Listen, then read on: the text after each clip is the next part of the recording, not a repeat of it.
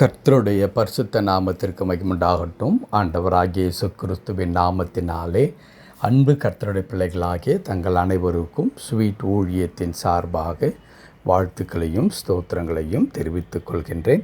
ஏசாயா தீர்க்கதரிசியின் புத்தகம் 43 அதிகாரம் 19வது வசனம். ஏசாயா 43 அதிகாரம் வசனம் 19 முதற் பகுதி.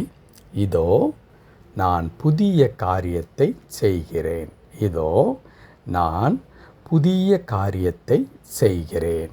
என் அன்பு கடவுளுடைய பிள்ளைகளே, ஒவ்வொரு ஜெபமும் எதை தனக்குள்ளாக கொண்டதாக இருக்கிறது என்றால், கடவுள் எனக்கு புதிய காரியங்களை செய்ய வேண்டும், நன்மைகளை கொடுக்க வேண்டும், என்னை ஆசீர்வதிக்க வேண்டும், சுகம் கொடுக்க வேண்டும், எனக்கு வேண்டிய பிரச்சனைகளிலே இருந்து ஒரு விடுதலையை தர வேண்டும் என்றெல்லாம் நாம் புதிதான காரியங்களை எது நம்முடைய வாழ்க்கையில் இல்லாமல் இருக்கிறதோ அந்த காரியத்தை ஆண்டவரே எனக்கு தந்தருளும் என்று சொல்லி கேட்கின்றது தான் நம்முடைய ஜெபமாகவே இருக்கின்றது.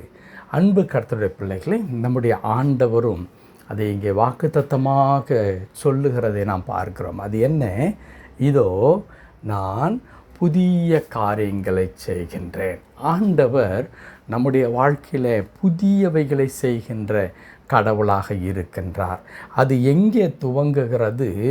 கர்த்தருடைய தாசன் இப்படி சொல்லுகின்றார், ஒருவர் கிறிஸ்துவுக்குள் இருந்தால் புது சிருஷ்டியாயிருக்கின்றான், பழையவைகள் எல்லாம் ஒழிந்து போயின, எல்லாம் புதிதாயின. கடவுள் செய்யும் பொழுது அவர் புதிய காரியத்தை செய்கின்ற ஆண்டவராக இருக்கின்றார். அன்பு கடவுளுடைய பிள்ளைகளை, நம்முடைய வாழ்க்கையில் அப்படிப்பட்டதான புதிய காரியத்தை ஆண்டவர் செய்வதற்கு அவர் போதுமானவராக வல்லவராக இருக்கிறார். அப்படி புதிய காரியங்கள் செய்யப்பட வேண்டுமென்றால் நாம் என்ன செய்ய வேண்டும்? முந்தினவைகளை அல்லது பழைய காரியங்களை, இதற்கு முன்பதாக நம்முடைய வாழ்க்கையில் நாம் கடந்து வந்திருக்கிற அந்த கசப்பான அனுபவங்கள் இருக்கிறதே, அதையெல்லாம் என்ன செய்ய வேண்டுமாம்? நம்முடைய நினைவை விட்டு அகற்ற வேண்டியவர்களாக நாம் இருக்கின்றோம். ஒரு சின்ன எடுத்துக்காட்டு சொல்வோம். ஒரு பாத்திரத்தில் நாம் ஒரு பொருளை நாம் வைக்க வேண்டும் என்று சொன்னால் அந்த பொருள், அந்த பாத்திரம் எப்படி இருக்க வேண்டும்? அது ஒரு காலியான ஒரு பாத்திரமாக இருக்க வேண்டும். தண்ணீர் வைக்க வேண்டும் என்று வைத்துக்கொள்ளுங்களேன். அதற்கு முன்பதாகவே அந்த பாத்திரத்தில் ஏற்கனவே தண்ணீர் இருக்குமானால் புதிதாக அதற்குள்ளாக என்ன செய்ய முடியாது? தண்ணீரை நாம் ஊற்றவே முடியாது. முதலாவதாக அந்த பாத்திரம் என்ன செய்ய வேண்டும்? ஏற்கனவே இருந்த பொருட்கள் அவற்றிலே இருந்து அகற்றப்பட்டிருக்க வேண்டும். அதே போல தான் ஆண்டவர் நம்முடைய வாழ்க்கையில் புதிய காரியத்தை நான் செய்கிறேன் என்று சொல்லும் பொழுது அதற்கு முந்தின வசனத்தில் கடவுள் இப்படி சொல்லுகிறார், நீங்கள் என்ன செய்யுங்கள்? முந்தினவைகளை மறந்து விடுங்கள், அவைகளை நினைக்க வேண்டாம். ஏன் நாம் நினைக்கக்கூடாது என்றால், அவற்றையே நாம் சிந்தித்து கொண்டிருக்கும் பொழுது அந்த தோல்வியை, அந்த அவமானத்தை, அந்த பிரச்சனையை, அந்த கசப்பான காரியங்களை, மக்கள் செய்த துரோகத்தை, மக்கள் நம்மை வஞ்சித்த விதங்களை நாம் நம்முடைய மனதிலே வைத்து அவற்றையே நினைத்து கொண்டிருப்போமானால் கடவுள் நம்மை கொண்டும் நமக்குள்ளாகவும் செய்ய போகின்ற புதிய காரியம் அது நம்முடைய மனதுக்குள்ளாக தோன்றாமல் போய்விடும். ஆகவே அன்பு கடவுளுடைய பிள்ளைகளே, பழையவைகளெல்லாம் இயேசுவின் நாமத்தில் நீங்கள் அகற்றி விடுங்கள்.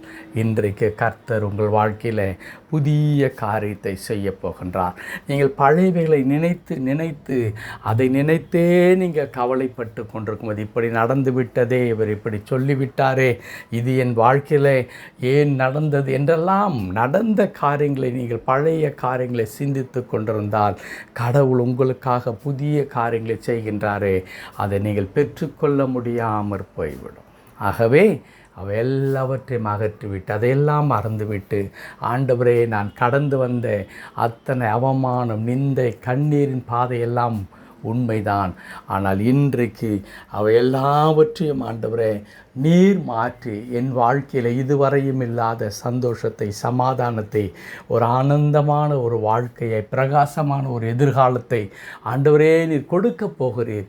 அதற்காக உமக்கு நன்றி என்று அந்த கடவுளை ஒரு புதிய நம்பிக்கையோடு கூட, ஒரு புதிய எதிர்பார்ப்போடு கூட பெற்றுக்கொள்வோம் என்ற விசுவாசத்தோடு கூட நீங்கள் ஆண்டவரை நோக்கி பாருங்கள்.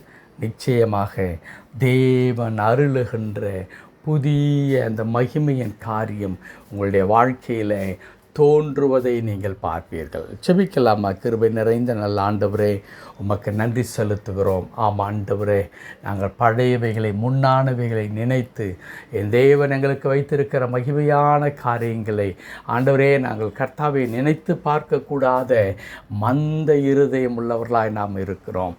ஆண்டவரே, இந்த காலை நேரத்தில் அவை எல்லாவற்றையும் அகற்றிவிட எங்களுக்கு உதவி செய்யும்.